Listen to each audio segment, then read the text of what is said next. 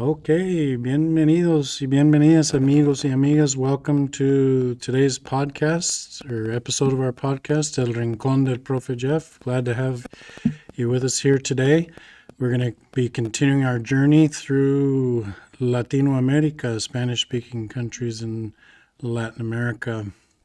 In other episodes, we covered Argentina. Today, as you can see with the hat, we're going to be visiting Uruguay. And you might notice that there are some similarities with the colors of this hat that I'm wearing today from Uruguay and the one that from our episode on Argentina. And we're going to discover how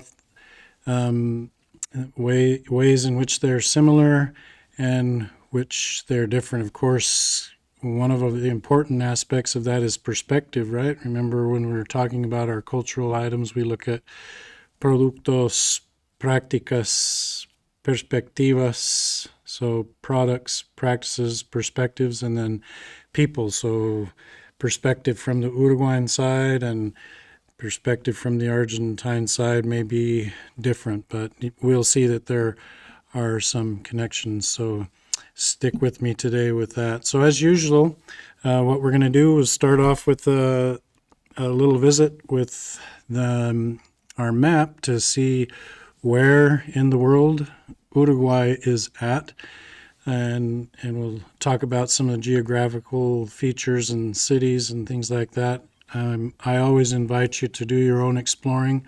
Please don't forget to check out the video description for if you're watching this on YouTube. If you're listening to it, take some time later and check out the video description because I've included a lot of links for you to explore on your own in Uruguay. Of course, we'll touch some of the highlights here. So we can see that obviously Uruguay is part of South America, America Latina, Latino America. You can see that's kind of sandwiched here in between Argentina and Brazil. Brazil on the north, Argentina on the south. And as we kind of zoom in, we'll talk a little bit about that when we get to the history. Maybe we'll touch on it now, but before it became known as Uruguay, the official name of this area was the Banda Oriental, the eastern banks or eastern shores or eastern band. And that's because it's belonged to many different countries, but most recently was part of Brazil. Okay, and we'll see how Argentina actually helped the people from Uruguay gain independence as they they were actually fighting against Brazil and saw Uruguay as a place where there would be some kind of a buffer zone. But anyway, that's something we can explore later. To get started with, you can see that Uruguay is kind of a flat place and aren't a lot of hills and things. It's got a huge coastline. Remember from our Argentina podcast, our Argentina episode, this big estuary that includes Buenos Aires and the capital city of Uruguay, which is Montevideo, is called El Rio de la Plata, right? And it's at the confluence of the Paraná and the Uruguay rivers. The Uruguay River obviously forms the border with Argentina on this side, and then on the north there's the border with Brazil. Interestingly, here's a side note, because there is so much contact with Brazil and there is history with Brazil, along the border there's a dialect of Spanish or Portuguese, whichever way you look at it, called Portuñol, the mixture of Spanish and Portuguese. And, there's always that debate that goes along with where languages come in contact, like we have here in the United States with our border with Mexico, and Spanglish being a dialect that's beginning to form in Spanish and in English. So it happens wherever countries meet, and that's one of those places that it meets. So I've been to Uruguay 3 times. I've been to Argentina 4 times, and 3 of those times I left from Argentina to visit Uruguay. The first time, my wife and I took, and there's a video in the description about this, one of the most popular ways to visit Uruguay from Argentina is to take a high-speed ferry. They have high-speed ferries from Buenos Aires. And travel time, it takes a little bit to get on the boat. You have to go through customs and immigration. But once you're on, it takes about 45 minutes to an hour to travel from Buenos Aires to this little town called Colonia del Sacramento. I'll show you some pictures of that in a second. So many people go back and forth, and it's a cool place to spend a day or two, or however many you can do. There are also ferries that run from Buenos Aires clear over here to Montevideo. That's a little bit longer trip. So the first 2 times I went were on the high-speed ferry going from Buenos Aires to Colonia del Sacramento, first with my wife, then with the group of students. I'll show you that picture in a second. The last time I was in Uruguay, I was visiting the Universidad Católica in Montevideo, and so I thought, well, we'll change it up a little bit and see what it's like. So I took an airplane from Buenos Aires to Montevideo, and that took about 45 minutes flying. Of course, most of that was getting up and coming down. But then when I was done with my meetings there, and I was staying in Buenos Aires, I decided to take the ferry back just to have that experience. So very cool place. Many people call it the Uruguay, the Suiza de las Americas, the Switzerland of South America, because it's has been. I mean, there have been periods of dictatorship like many other countries, but recently it's been one of the most stable countries in South America. An interesting point you'll see as I zoom out here, that between Argentina, Brazil, and Uruguay back in the early 90s, they formed what is known as the Mercosur, the Southern Marketplace. It's kind of like the North American Free Trade Agreement. This works for Latin America. They've added several countries like Bolivia and Chile and Peru since its organization, but the original 3 were Paraguay, Argentina, original 4, Paraguay, Uruguay, Argentina, and Brazil, and the headquarters of this commerce organization are actually in Montevideo. So, yeah. Let me see what else we can talk about. I think that'll do us for now with the map. Let's pull up the pictures here for a sec. Let me grab them, and we'll visit Uruguay in pictures as we talk about some of the people and products, and we'll show some perspectives as well. So here, this kind of an old picture. You'll see a little bit fuzzy, but this is a group. On the second trip I took to Uruguay, this is a group of students. We were studying in Buenos Aires, and we took a day trip on the weekend from Buenos Aires over to Colonia del Sacramento. So we got together on, this is actually the beach of the river, El Río de la Plata, where we spent the day exploring and getting to know Uruguay a little bit. One of the cool things was that, and we'll remember, Fútbol, soccer is a big thing.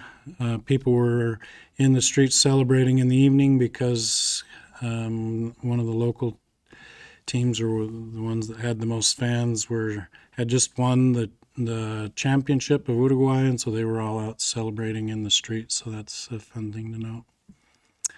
All right. Well, as mentioned, this capital city is Montevideo, and I'll just make mention real quick for copyright purposes and things. All the images and videos, things that are used in this podcast on YouTube are for educational and commentary purposes, talking about cultural items. not for monetary purposes. So this is actually called it's downtown Montevideo. This is the Plaza de Independencia, Independence Plaza.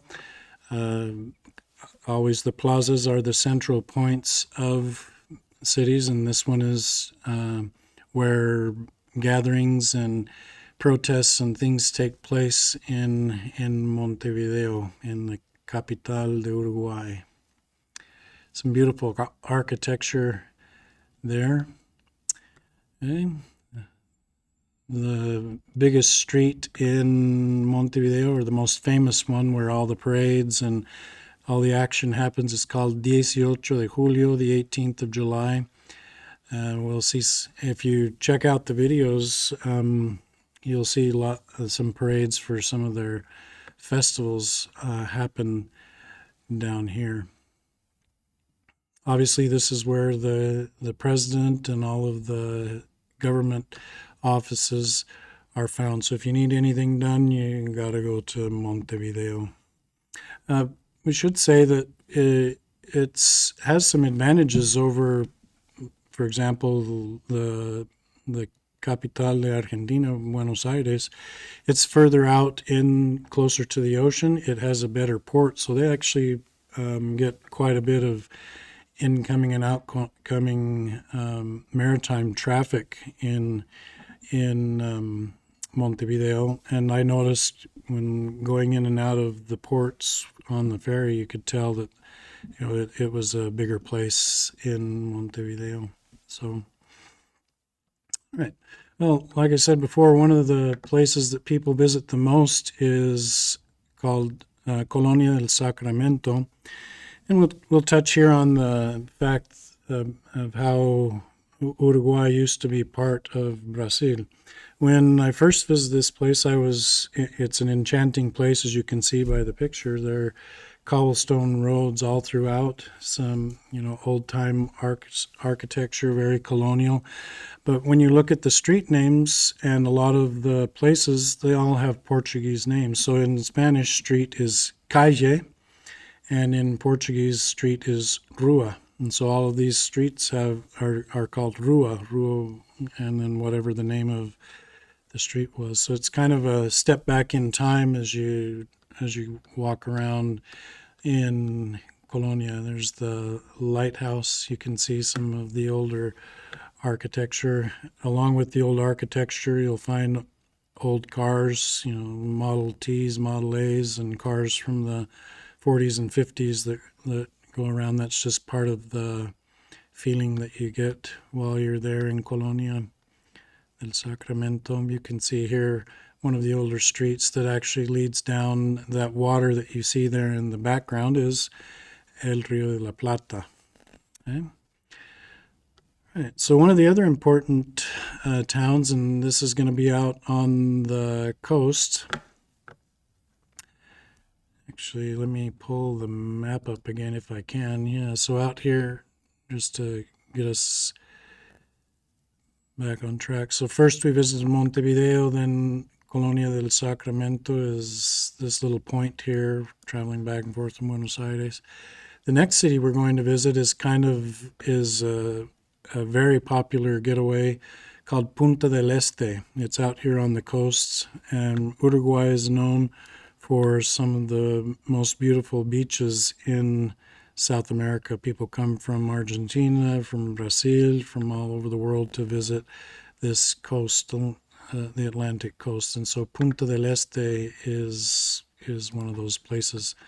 And this is a picture of Punta del Este. You can see there's plenty of beach and sailing and all kinds of things to do with the water.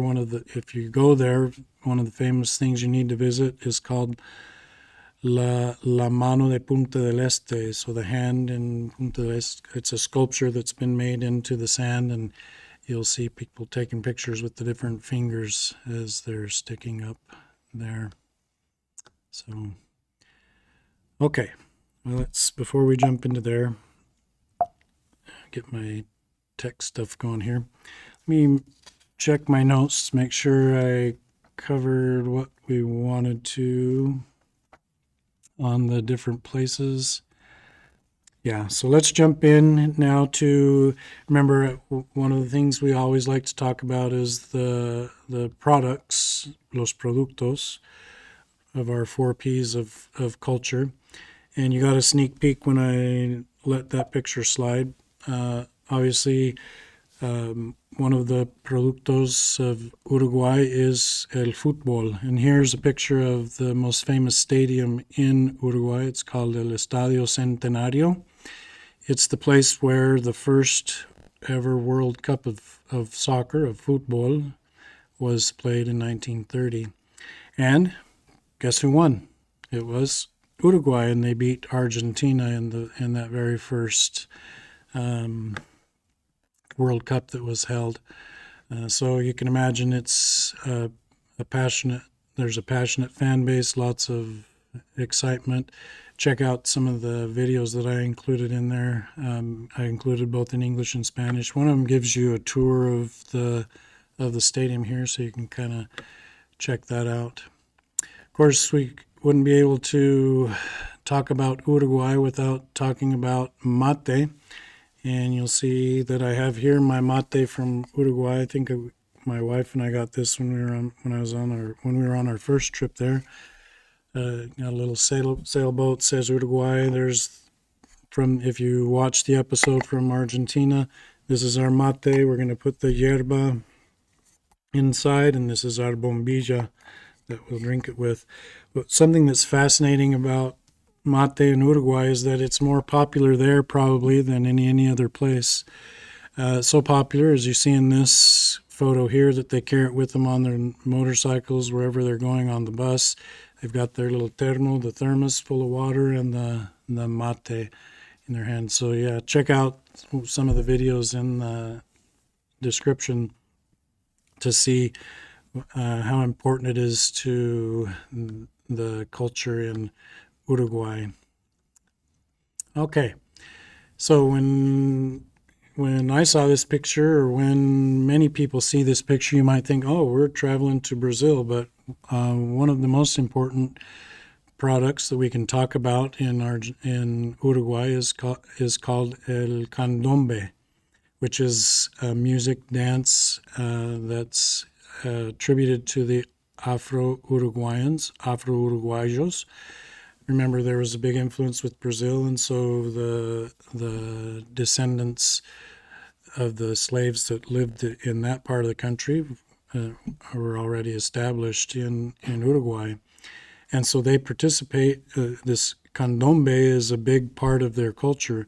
Some of the cool videos that you can see on this one in the links below show how it originated, the rhythms originated, and how people would get together by one person starting to beat on the drum, and that would call other people, and it was a way for them to communicate. It actually has led to, when I mention this name, you're going to think, oh, that's Brazil. It's not Uruguay. But when we talk about Carnaval, everybody thinks, oh, Rio de Janeiro in Brazil. But actually, one of the biggest Carnaval celebrations in Latin America takes place in Uruguay, in Montevideo. And it starts at the end of January and lasts clear through to March. So I think it's a 35-day long celebration, and Candombe is a huge part of that. So check out some of the videos on that. You're going to love the music and the colorful costumes and dances that they have. All right, let's keep exploring. So we can't talk about Uruguay unless we mention their asado, just like in Argentina. I remember when one of the things that my wife and I did when we made our first visit to Uruguay on our day trip, they took us to a gaucho ranch, and there was a big lunch, big asado, and this is almost exactly what it looked like. So making my mouth water just thinking about it, because all of the yummy stuff that they cook there. Again, there are videos about it. One of the signature food dishes in Uruguay is called el chivito. It's a sandwich made out of lomo. Lomo in English is tenderloin. So I included a video on how to make one if that's something that you feel like you'd like to do. When I saw it, I actually talked to my son and said, we need to go make this so we can try it and see what it's like. Okay. Well, it's sorry, giving you guys some previews. Let me check again my notes to make sure we got everything here. Yeah, so like to, as we do with all of our podcasts in our countries, I want to talk about a little bit about the history. I by no means am an expert on it, but just like other episodes, I've included some videos, brief histories of Uruguay in the video description. So please take some time and visit those, especially if this is part of the class that you're taking. But just like all countries in Latin America, there are multiple histories, multiple things happening. As we talked about when we were going over the map, that Uruguay has been a part of Brazil. It's been a part of Argentina. When you watch one of the brief history videos, you'll even find out that it was claimed by England as well. So it's kind of been passed around by many different countries. But in spite of all that, they've been able to maintain their national identity and especially establish their national identity from the early 1800s and until now. That picture I gave you a preview is José Artigas. He is considered one of the founding fathers of Uruguay. He had the idea that he wanted Uruguay to be its own republic, independent from Brazil, independent from Argentina. He spent a lot of time in Argentina because his forces had been defeated by the Brazilians, and so it was a lot of back and forth. There's some in the video description. I included a link to a trailer that is a whole movie about the life of José Artigas, and I highly recommend that. It has some really good scenes from Uruguay, but also lets you get some insight into who he was and what he was standing for with his country.